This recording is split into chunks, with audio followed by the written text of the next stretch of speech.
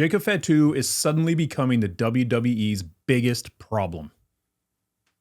The WWE or Roman Reigns? Let's talk about it.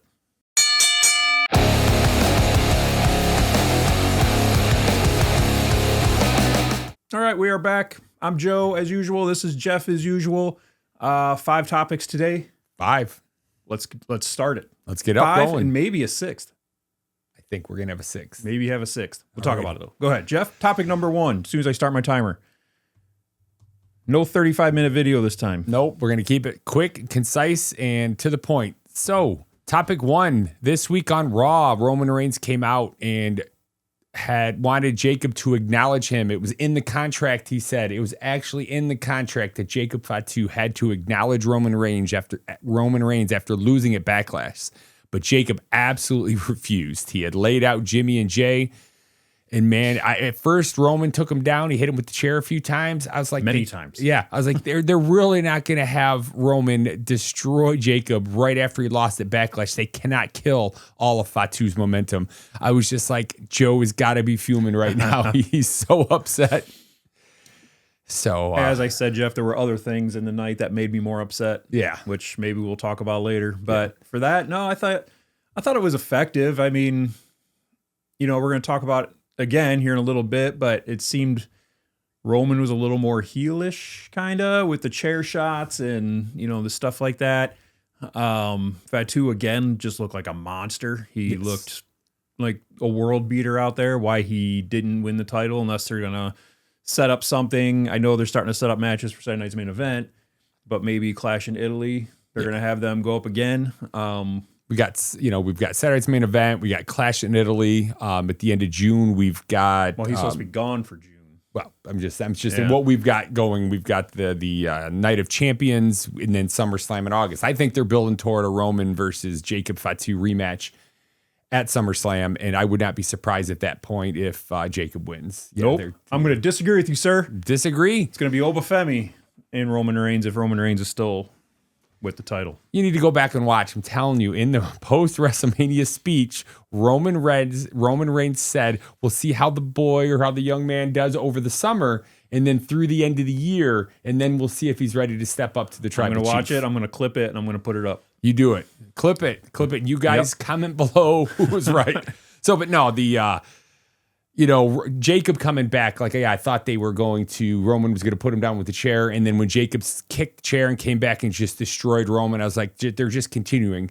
I think what happened the last 2 nights is actually bigger for Jacob than winning the championship. Yes, he wants the championship. It puts you at the top of the mountain, but him destroying the tribal chief like this, and then the tongue and death grip just feels like a main event killer move right now. And they're both kind of walking that line between who's the heel, who's the face. And they're at the point now, it doesn't matter. They're both just desperate. Jacob has said over and over, he's desperate to get the title. So he's got the money and prestige and everything for his family. And Roman is the leader, the king, the tribal chief, just holding on to threads right now. Yeah. I mean, I guess my problem is this though, right? So I understand what you're saying. And we'll move on right after this. Let me get this thought out. So Jacob lost at Backlash, but then beat up Roman Reigns. And then today he came out, got beat up a little bit. Roman Reigns was selling like crazy for him after the fact. And then, so it was kind of like continuation. So if this keeps happening, and then when they fight again for an actual match, and he loses again. Jacob loses? Yeah, say he loses. What does that do? Now it's going to be like, okay, now we're just seeing the same thing over again. They're just going to keep building them up and just letting them get squashed again, right? And I think I don't know. I'm scared. WWE has done that in the past multiple times, and I'm just scared that they're going to do it again. Yeah, I think my thoughts are they're going to let Roman hold the title a couple months to elevate it so he doesn't win it and then immediately lose it. But I really honestly think that Jacob's going to lose. Jacob's going to take the title from Roman by the end, by SummerSlam. So look for that clip. Yeah, I'm going to put it up. Alrighty. Go ahead. So, yeah, but we're going back and forth on who's the heel, who's the face in this. Doesn't really matter. But is Roman Reigns turning heel again? Using the turnbuckle at Backlash, using the chair. Which I did go back and watch. He did take He it did, off. yes. I did the same thing. Yep, he ripped it off. Jacob had him in the tongue and death grip again, and Roman reached over, clearly grabbed the turnbuckle and yanked it off. So he knew it was off. He used it, and then he turned around on Raw and used the chair. Those are more old school Roman. He's kind of turned face. And the crowd's been behind him, but he's leaning back toward old school heel Roman. So where do you think they're going? He's forcing an acknowledgement ceremony, right? That's old school Roman. Yes. Doing stuff like that. Jimmy Uso was telling Roman Reigns just to let it go. Just drop it, let it go. Face Roman would have. Heel Roman wouldn't, right? Roman Reigns keeps talking about order and obedience. Old school Roman Reigns, yes. Tribal Chief Roman Reigns, not OTC Roman Reigns, Tribal Chief Roman Reigns. And the fans are still cheering him, but, he's doing a lot of very heelish things. So, I think it's just a matter of time. And possibly even last night, Monday Night Raw, whenever you're watching this, there was a divide, right?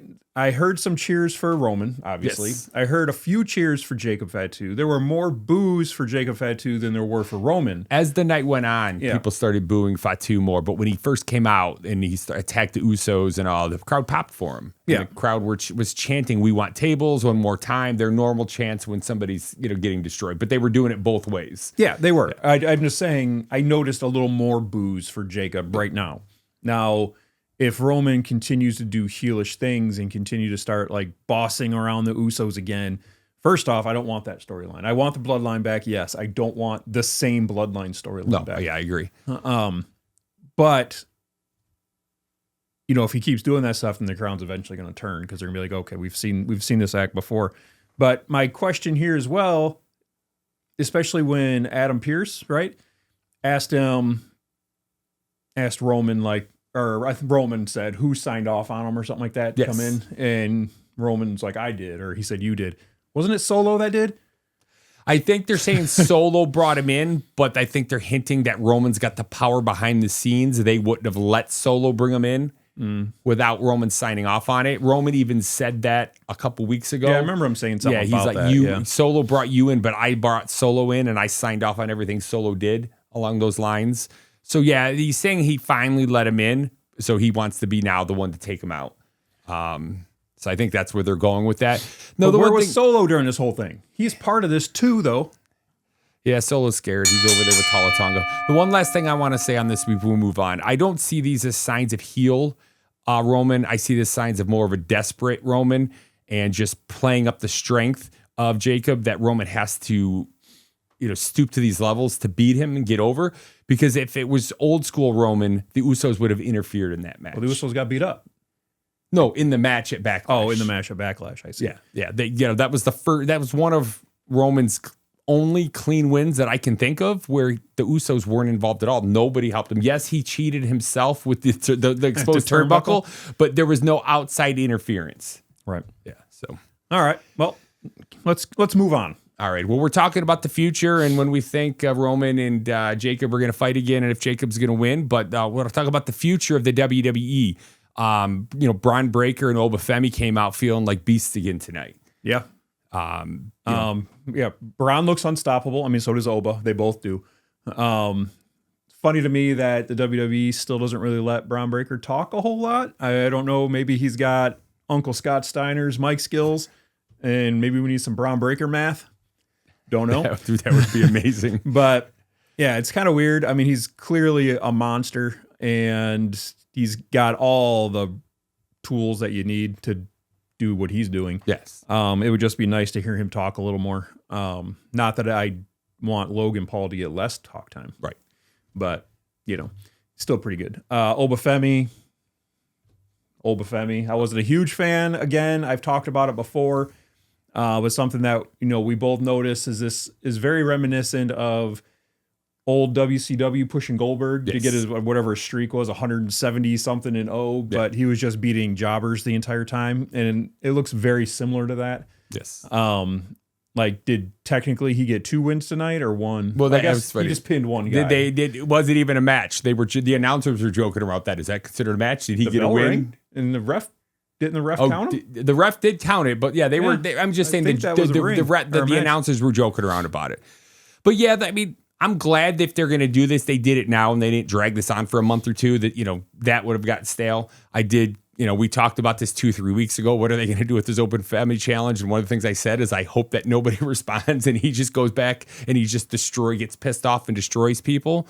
Again, you could call that heelish type behavior as well. Yeah. But you know what? It's just, it's frustration and it's dominance. He went in and he's just grabbed the first 2 guys he sees, and the Los Garzas took a bad night to visit Raw instead of SmackDown. So yeah, I mean, this also plays into, I don't know if you watched it earlier this morning, Jeff, but I released another exhilarating hot take, and I did see it, and I thought about you. Is what Obafemi retired Brock Lesnar. Since then, he has beaten Grayson Waller, Otis, and now Los Garza.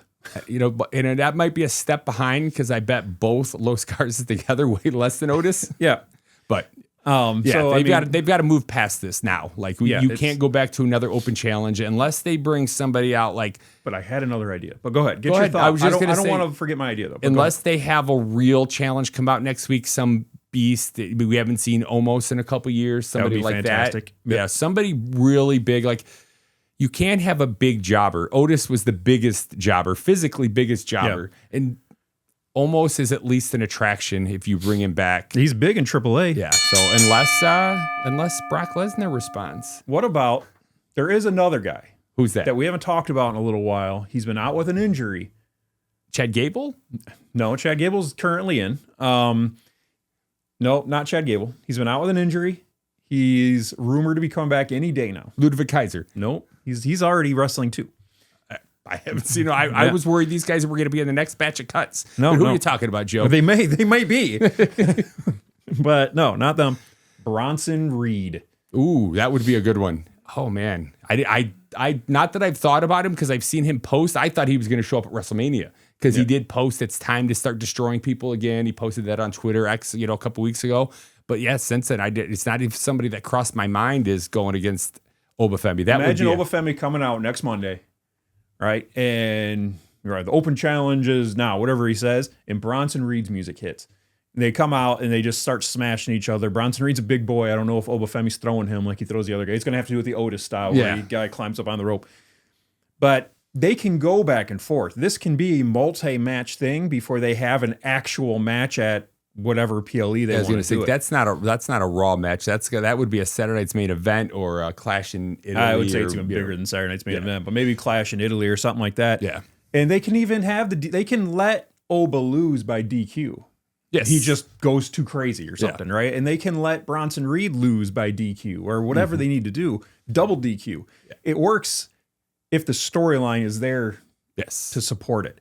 It can't just be that way because you're trying to protect one guy, but you want the other guy to win or something like that. The storyline has to support it. And those two guys are monsters, and I think it would support it.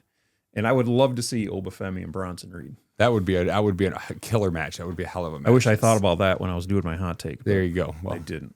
Let's move on, Jeff. All right, no moving one cares on about that anymore. Alrighty. There's a big gap there. All right.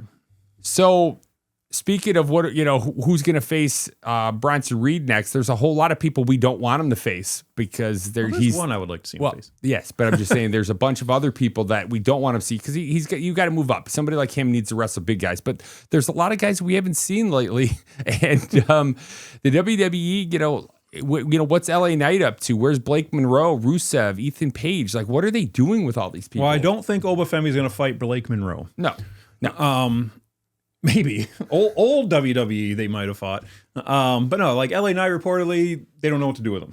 Yeah, right? we haven't seen him in a few type weeks. Of creative limbo. Have we seen him since WrestleMania? Maybe one or two. Maybe backstage stuff because he was doing something with. Wasn't he doing something with the Street Profits before Joe Hendry was? I don't remember. Yeah. He was doing something. I don't remember what it was, but he was with the Usos at WrestleMania. Usos, that's that. Yeah, Usos not. Yeah. And then you got like Blake Monroe. They've been running vignettes. Is that what they call them? Yeah, promos, vignettes, whatever.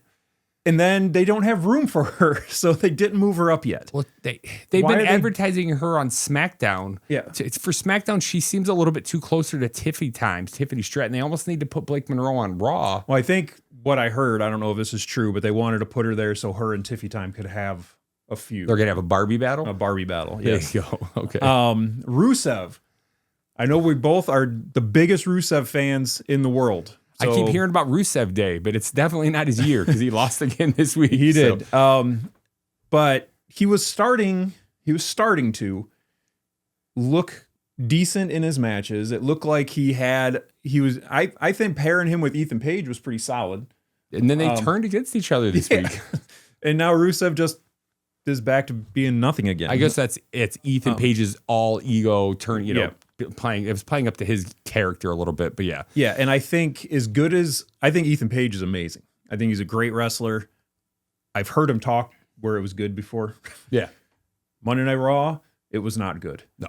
That whole thing, not just him either. Everybody who talked in that segment was awful. Penta included. It was, and I know Penta, I guess, has a little bit of a Well, just a little bit. Yeah, just 'cause- a bit of a language barrier there. there's a but language barrier there. But Javon Evans sounded terrible. It was just very cheesy and just didn't come across right. It's just why can't Penta have a one-on-one match? Like he was in a 6-man tag at WrestleMania. Why do they got to put him down? They're building toward a four-person match here. That's what it feels like now. So it's just, I guess it's just there's too many people, not enough matches. Becky Lynch, I thought she was going to come out this week in the Io Sky Sol Ruka match, but we haven't seen her really since WrestleMania. She's one of their champions. She's one of the best on the mic. I know she's also talking about looking to retire here.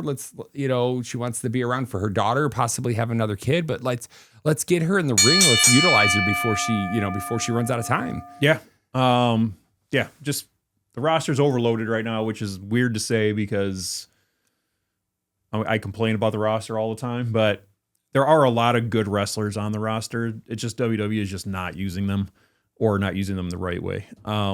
Not enough meaningful stories, we'll say. They need more matches. They need more, PLEs. WrestleMania, we keep talking about they cut 5-6 matches from last year's WrestleMania. The Raw and SmackDown are down to like 4 or 5 matches a night. And SmackDown's going down to 2 hours again. So they're losing an hour. Yeah. So, I don't know. Last topic, Jeff. Yeah, so we mentioned earlier, the Io Sky wrestled Sol Ruka, but last week at Backlash, she wrestled Asuka. She beat Asuka.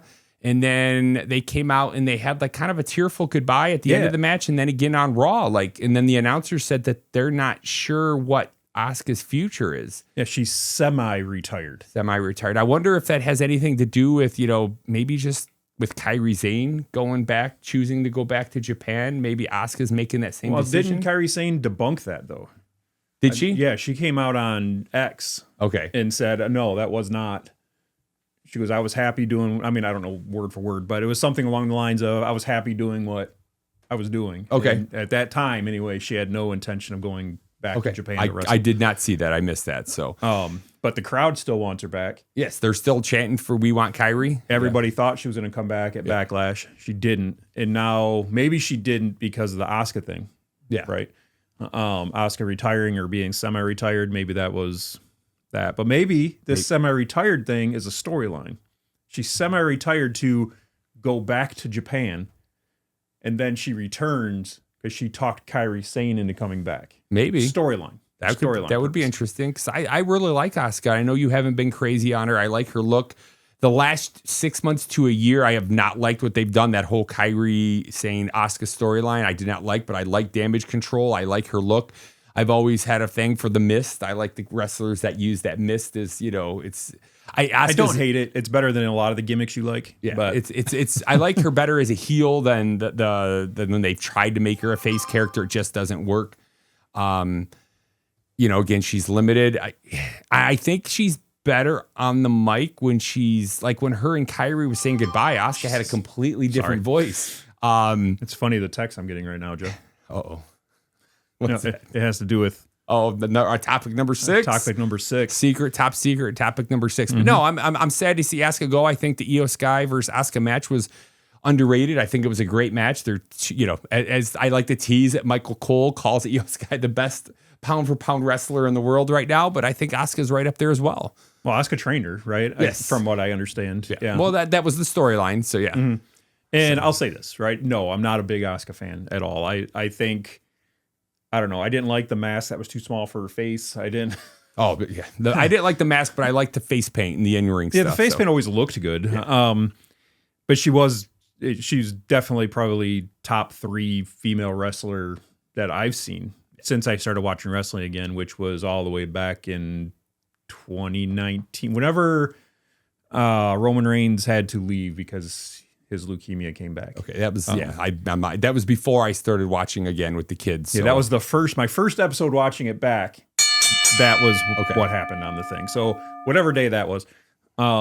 But since then, no, she's been by far the best female wrestler, or one of the best female wrestlers on there. Yeah, and it was a great match. Her and Io put on a great match.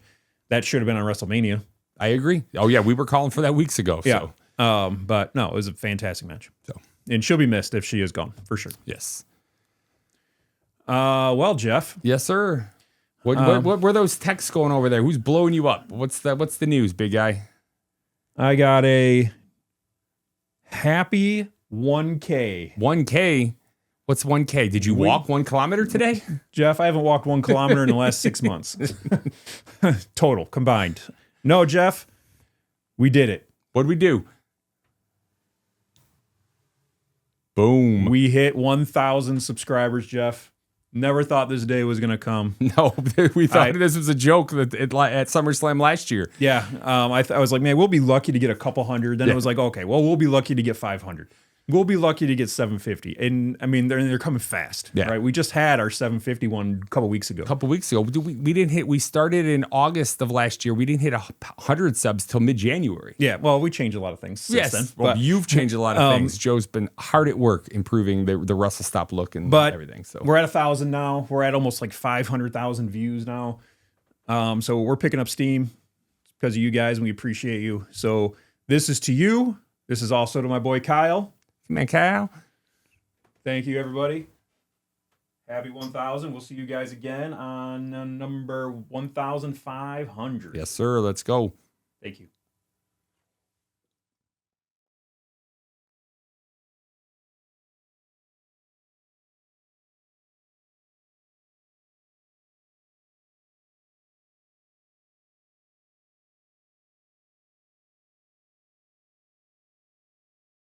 Thank you for watching another episode of WrestleStop. If you liked what you saw, make sure you like, comment, subscribe, hit the bell icon. You can reach us at any of the addresses on screen. And there's a couple extra videos here on the screen. If you liked what you saw, maybe you'll like one of these as well. Thanks for watching.